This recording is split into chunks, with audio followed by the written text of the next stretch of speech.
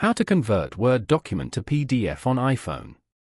To get started, first of all go ahead and open up the Google Docs application on your phone. Now, select the document you wish to convert to PDF. With the document open, tap the three-dot menu icon located in the top right corner of the screen to reveal more options. From the menu that appears, find and tap on Export. In the next submenu, select PDF.